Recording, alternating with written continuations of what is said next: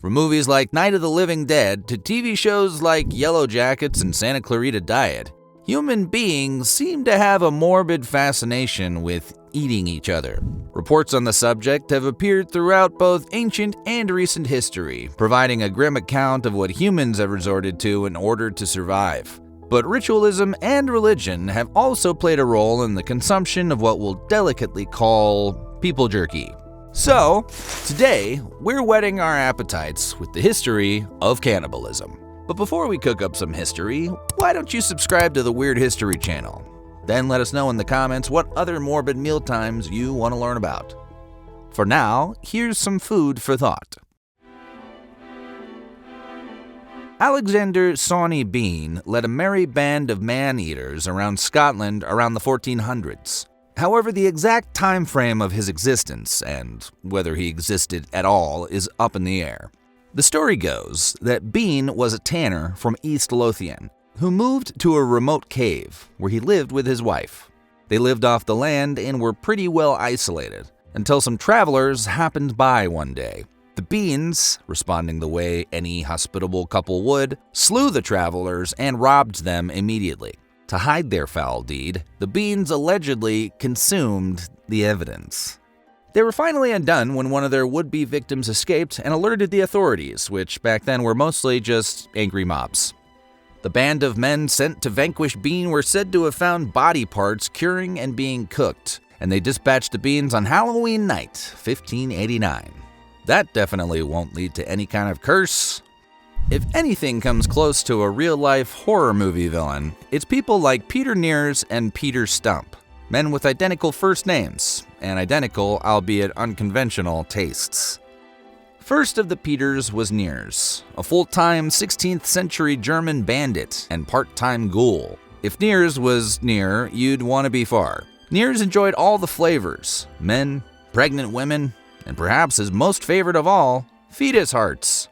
He believed the consumption of his fellow humans gave him magical powers, although we have to stress that it very much does not, so please don't try this at home. Nears eventually confessed to at least 75 slayings, which he presumably referred to as meals. Nears eventually escaped prison for several years, which is surprising because if you were guarding a man with a belly full of 6 dozen humans, you'd probably never take your eyes off of him. He was recaptured and put to death in 1581. Nears claimed his final count was something around 544 people. But if we're talking 16th century skin snackers, we need to discuss Peter Stubb, aka Peter Stump, aka the werewolf of Bedburg. Like Nears, Stubb liked to eat people, particularly fetal hearts. But unlike Nears, Stubb did it in a wolf costume he allegedly received from the devil as a child. And that guy never leaves a gift receipt, so it wasn't like Stubb could return it for a different animal. Strangely, this werewolf idea wasn't a unique phenomenon in Europe during the 16th century. 2 accused flesh-eating wolfmen, Michel Verdun and Pierre Bergot, were active in Paris during the early 1500s. But terrifying tales of people eating go back way further than that.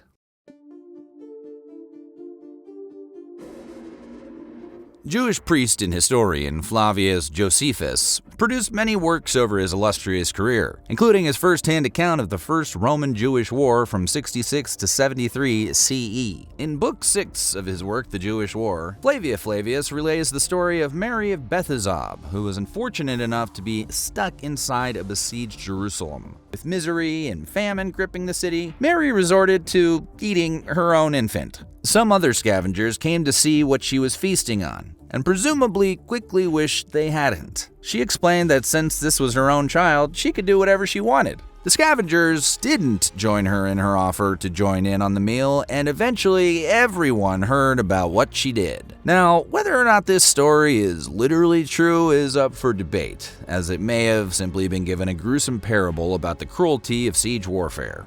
Speaking of sieges, in the 2nd century BCE, Rome and tribes in Hispania, modern-day Spain, had been embroiled in a decades-long war.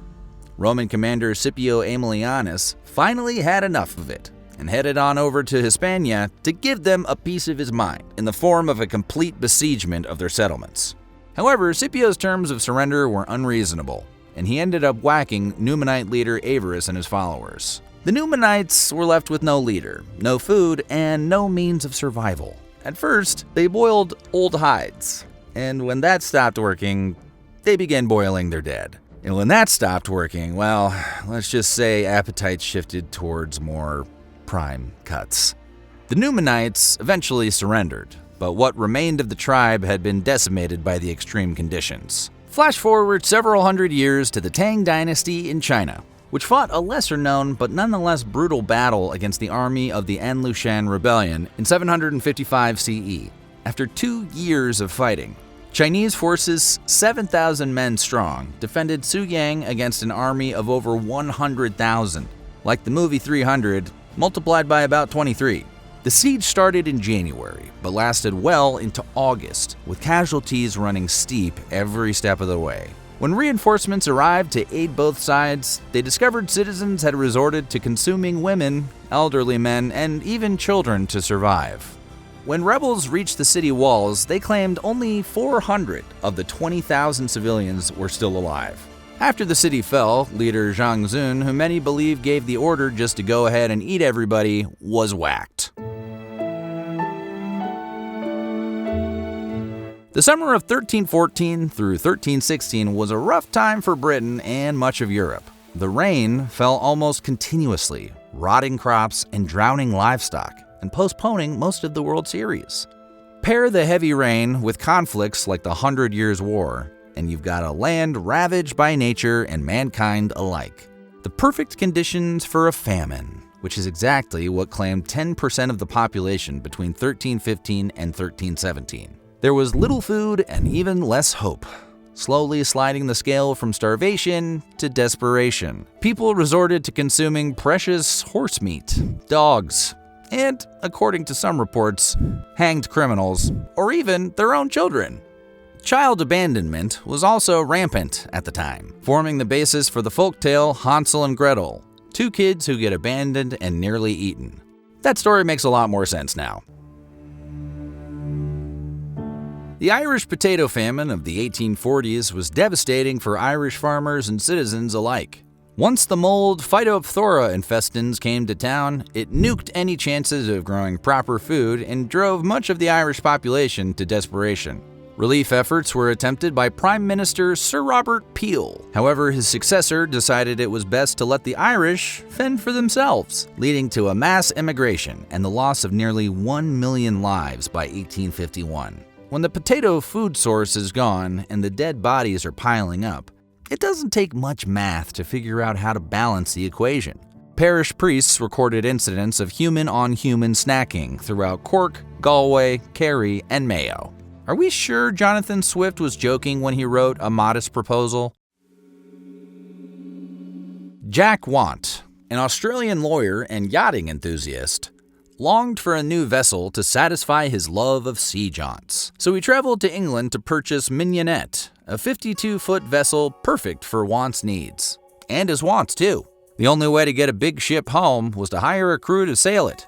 Want put together a motley crew consisting of Captain Tom Dudley, Edwin Stevens, Edmund Brooks, and 17-year-old cabin boy Richard Parker. Delicious Parker, they called him. Probably. After journeying a bit in 1884, a massive wave capsized the Mignonette, forcing the crew to abandon ship, taking only minimal provisions, 0 water, and 2 tins of turnips. Parker fell ill after a diet of salt water and his own urine. With him unlikely to survive and no next of kin to consider, the remaining survivors decided to off Parker and consume his remains. That gruesome decision kept the crew alive for 9 more days, until rescue finally arrived. Hooray! The survivors made it back to England, but Dudley and Stevens were tried for murder and spent 6 months in the slammer. Their legal case, Regina, or Queen Victoria, v. Dudley and Stevens, established that extreme necessity and desperate conditions still don't excuse offing someone. Prehistoric records are pretty sparse. It's right there in the word prehistoric. However, artifacts unearthed at various anthropological sites over the years tell their own stories, and some of them are kinda spooky. Back in 2001, an excavation in Alveston Cave in South Gloucestershire, England, revealed what is believed to be a 2,000-year-old piece of evidence, suggesting cannibalism most definitely took place. Similar evidence was found in Gough's Cave in Somerset, tracing back roughly 15,000 years. Bones in the cave were not only from humans, but contained evidence of being violently slain, with the marrow practically scraped out of cracked femurs, for when you need to get every last drop. The logical conclusion is that early humans were engaged in people snacking, perhaps in a ritualistic manner during the Iron Ages based on the region. The Romans made their way to Britain and reported on similar instances among the Celts there. Julius Caesar was also in Britain in 55 and 54 BCE, where he described alleged sacrificial rituals performed by druids, but doesn't mention anyone being gobbled up afterward. However, 1st century writer Pliny the Elder wrote that druids viewed consuming a person as an act of the greatest devoutness and would secure the highest blessings of health. So, don't accept any dinner invitations from a druid. So, what do you think? Which of these grim tales surprised you the most? Let us know in the comments below, and while you're at it, check out more of these other videos from our weird history.